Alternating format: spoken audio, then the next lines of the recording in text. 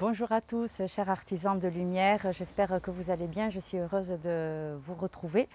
Vous voyez, je me fais accompagner par une magnifique fleur qui est l'hibiscus et oui, elle est violette. Pourtant c'est un hibiscus qui est bleu à l'origine, mais là j'avoue que la couleur violette est magnifique.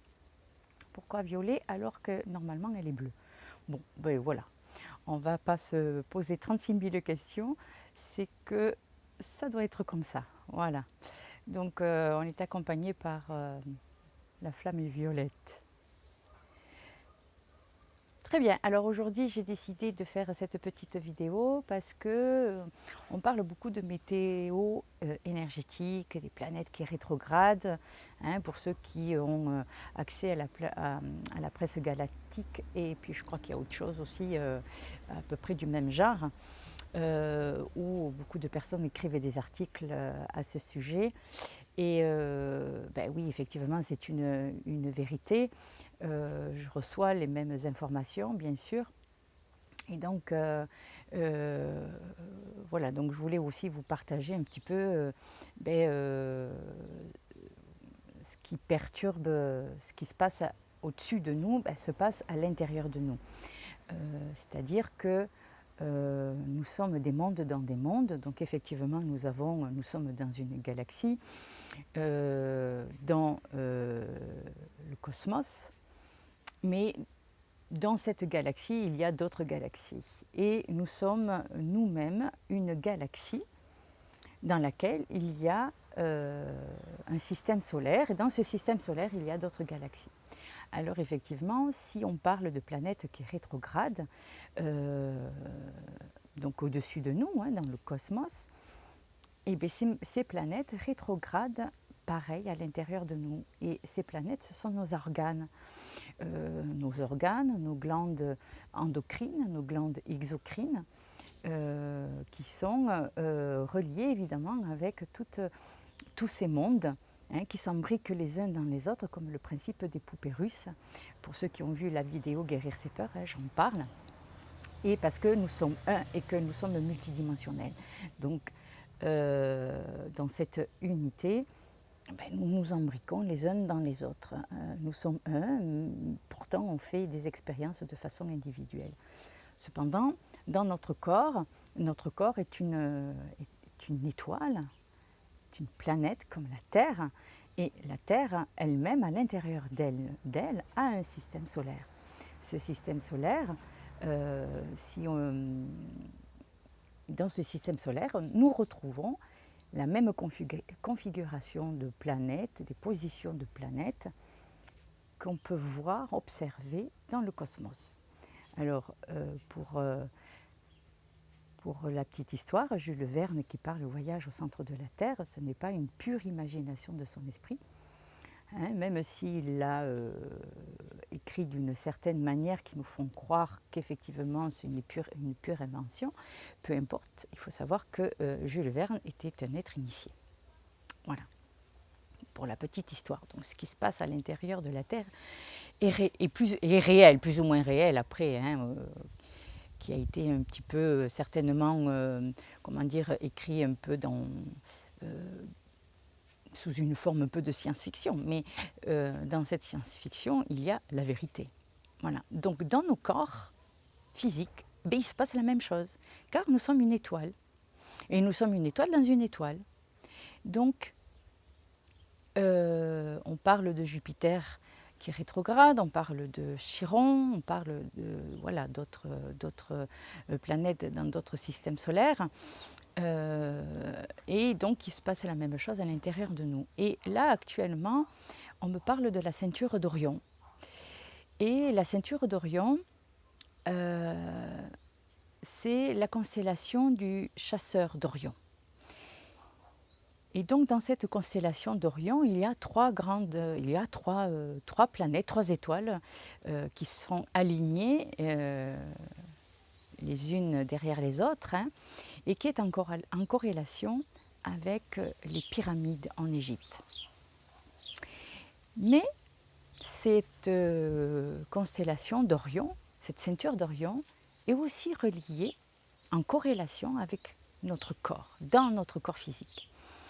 Et comme le mot l'indique, hein, le chasseur d'Orion, la ceinture d'Orion se trouve bien à la ceinture du chasseur, donc dans notre corps se trouve à notre ceinture abdominale. Et les 3 étoiles qui constituent la ceinture d'Orion, ben, c'est le foie, le pancréas et la rate.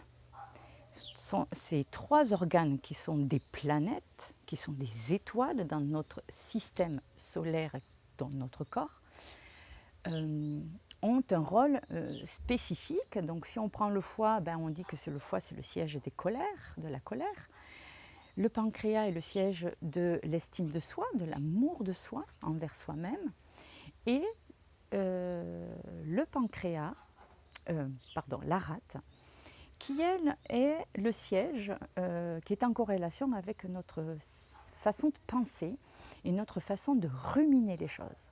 Voilà, quand on réfléchit trop, quand on passe trop, hein, qu'on est trop dans le mental, c'est la rate qui va gérer ou réguler en tout cas notre forme de pensée. Donc effectivement, quand on fait une fixette dans notre mental et qu'on est toujours en train de ruminer, la rate au bout d'un moment n'arrive plus à gérer, hein, d'accord, tout ce que nous ruminons, et ensuite forcément en corrélation avec les autres étoiles, le pancréas et le foie, tout ce système va être un petit peu perturbé, forcément. Donc, je pense qu'aujourd'hui, vous avez pu remarquer qu'il y a un soulèvement un peu de colère, et vous l'avez peut-être ressenti aussi à l'intérieur de vous. Et je peux vous dire, voilà, mon expérience, parce qu'effectivement, il y a une émergence, hein, qui pousse à l'intérieur de moi de ce flux énergétique, de cette énergie que nous avons créée de colère qui monte par moments. Et elle monte aussi pour montrer ce qui n'est plus acceptable, ce qui ne doit plus être passé outre, en fait. Alors bien sûr, cette poussée nous montre que c'est une énergie qui n'a plus lieu d'être, mais qui doit être transmutée en énergie de justice et de fermeté, donc de fermeté, de justice, dans l'équilibre. Hein. Donc, j'ai envie de dire que si effectivement nous avons à l'extérieur, hein, des gens qui manifestent de la colère, on peut parler des gilets jaunes, on peut parler dernièrement du peuple algérien, hein, qui à un moment donné, il y a eu une émergence. Mais cette émergence extérieure, hein, c'est pour nous montrer l'émergence intérieure qui se passe à l'intérieur de nous. Voilà. Donc, plus nous allons accueillir cette émergence énergétique de colère, plus nous allons permettre cette énergie de s'étioler et de s'en aller. Donc accueillir, c'est dire, ok, j'observe cette colère qui émerge à l'extérieur de moi, donc je l'accueille comme un principe qu'elle est bien. Elle se manifeste bien à partir de moi-même, hein, on ne se rend pas compte, mais ces vibrations s'en vont dans tout l'univers et se répandent dans tout l'univers, et donc va stimuler et réveiller des égrégores endormis, hein, des égrégores de colère qui étaient tapis dans l'ombre et qui demandent juste qu'à être libérés. Voilà. Donc en fait on accueille ça, et au lieu, alors je ne vous dis pas ce qu'il faut faire, mais le principe d'accueillir, c'est de dire, ok, je la vois à l'extérieur, donc elle est forcément à l'intérieur et j'émane cette vibration à l'extérieur de moi. Donc, ok, je lui permets à cette émergence, à cette colère de repartir, mais dans l'amour et la bienveillance, c'est-à-dire dès l'instant où on l'observe dans ce sens-là, on la laisse repartir dans l'amour et dans la bienveillance, c'est-à-dire tu as été créé à partir de la lumière, redeviens lumière. Et oui, parce qu'il n'existe qu'une seule et même énergie, c'est l'énergie amour. Mais cette énergie amour, nous l'avons conduite dans une fréquence beaucoup plus basse qui a permis de créer la séparation, qui a permis de créer les peurs. Et à partir de ces peurs, nous avons créé la colère et toutes les émotions que nous avons et que nous expérimentons encore aujourd'hui. D'accord ? Donc cette lumière d'amour porte le costume que nous lui avons donné à porter. Hein, la colère, les peurs, n'est qu'un costume que nous avons décidé de lui faire endosser quelque part. Alors endosser, quand je dis le mot endosser, je le dis pas de façon agressive, hein, c'est que voilà, on endosse ce costume. Okay ? Donc quand elle se manifeste, c'est qui se manifeste? C'est la lumière qui se manifeste, qui demande à être enfin libérée de ce costume qu'elle porte depuis trop longtemps et qui n'a plus lieu d'être, tout simplement. Alors, bien sûr, pourquoi je vous parle de la ceinture d'Orion? Parce que ce que je reçois depuis quelque temps, alors j'avais déjà reçu un premier enseignement, mais là ce matin, ce fut assez puissant de nouveau, en fait, parce qu'on me prépare pour faire la corrélation avec le voyage en Égypte. Pour ceux qui se sentent un tant soit peu attirés par ce voyage ou l'envie d'aller en Égypte, c'est parce que en nous, en vous, nous portons la connaissance. Elle est en nous. Hein. La connaissance, elle est en nous, dans cette ceinture d'Orion, en corrélation avec tous nos autres organes endocrines, exocrines, hein, qui sont des étoiles, qui sont des planètes. D'accord ? Donc cette connaissance, celle qu'on appelle l'école des mystères, je ne sais pas si dans certains d'entre vous, on parle de l'école des mystères en Égypte, eh bien, elle est à l'intérieur de nous. Et nous avons, au fil des siècles, laissé des traces dont les pyramides. Entre autres, il y a d'autres traces, a priori, d'après ce que j'en sais, en Amérique, les peuples Hopi, en Angleterre, et je crois que c'est au Mexique encore, qui ont des temples. Des temples et des lieux sacrés qui ont été construits, bien sûr, en corrélation avec la ceinture d'Orion. Voilà. Et tout ça, nous avons laissé des traces pour nous amener à nous souvenir d'où nous venons, qui nous sommes et dans quel but. Voilà. Donc en faisant ce voyage initiatique, et je dis bien initiatique, il ne s'agit pas de faire un voyage pour dire « oh, je m'en vais en Égypte et je visite l'Égypte ». Il y a, oui, cette visite en Égypte, mais c'est une visite à l'intérieur de vous. Et initiatique, ça va venir réveiller des mémoires en vous, donc, et venir du coup révéler ce pourquoi vous êtes là. Révéler qui vous êtes. C'est vraiment un voyage, une visite intérieure en corrélation avec ce que nous avons laissé sur cette terre comme mystère pour venir les réveiller en nous, pour redevenir ces bâtisseurs et ces chercheurs. Je ne vous en dis pas plus, mais entendez bien, bâtisseurs et chercheurs. C'est ce que nous sommes. De quelle manière? Comment devons-nous véhiculer tout ça de l'intérieur de nous à l'extérieur de nous aujourd'hui? C'est en faisant ce chemin, en faisant ce voyage initiatique. Et si vous sentez un tant soit peu appelé, ça vibre un petit peu à l'intérieur de vous, c'est que vous avez décidé de réveiller ces mémoires en vous en passant par ce voyage initiatique. Voilà, donc bien sûr, lors de ce voyage initiatique, il y aura des compléments d'enseignement liés un petit peu en relation avec la ceinture d'Orion, liés aussi avec d'autres éléments que vous découvrirez en Égypte et qui m'a été révélé là, ces jours-ci, me permettre de faire la corrélation. Donc pour vous dire qu'on me prépare, alors je parle pour moi personnellement parce que je fais le voyage avec Philippe, mais Philippe n'est pas là avec moi aujourd'hui, donc je parle pour moi personnellement bien sûr, mais lui aussi, il est préparé à vous accompagner dans ce voyage et on nous prépare à ouvrir en vous ces clés, à ouvrir ce qu'on appelle l'école des mystères. Voilà.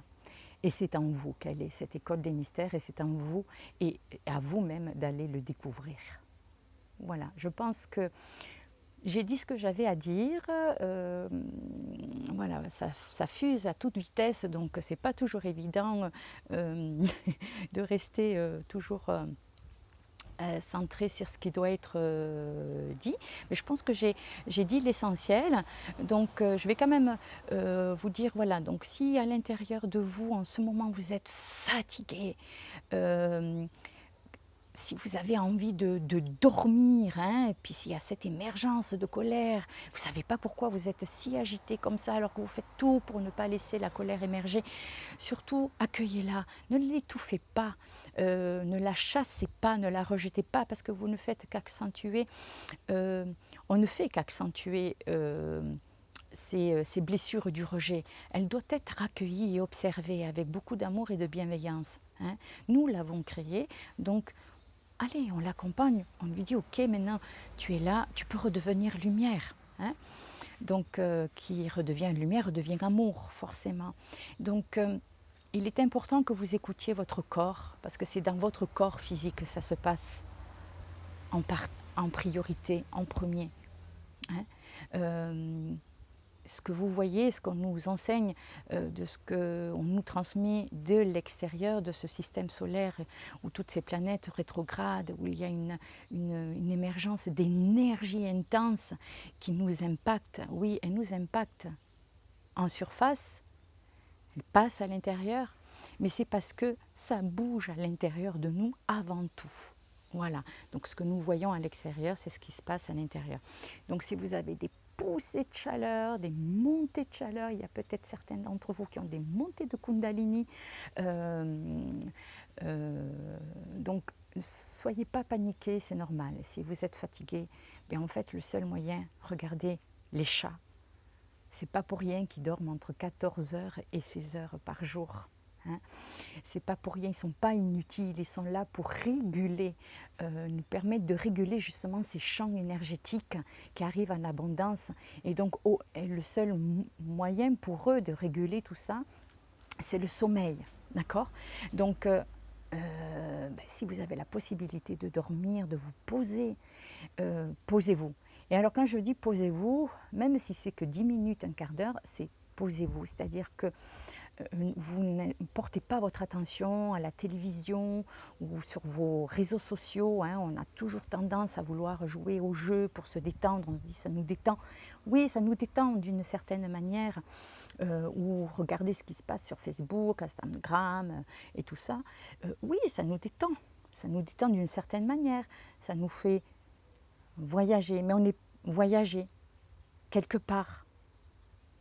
Mais nous ne sommes pas là. Nous ne sommes pas présents à accueillir ce qui se passe à l'intérieur de nous. Et alors que même dans le sommeil, ce n'est pas une fuite le sommeil. Le sommeil, c'est une façon de mettre cet esprit un peu au repos et de laisser l'âme prendre le relais à la régénération.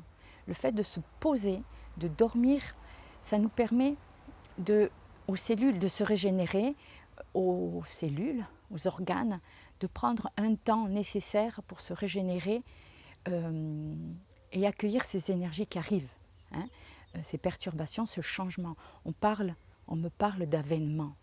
L'avènement, c'est le changement. C'est un mouvement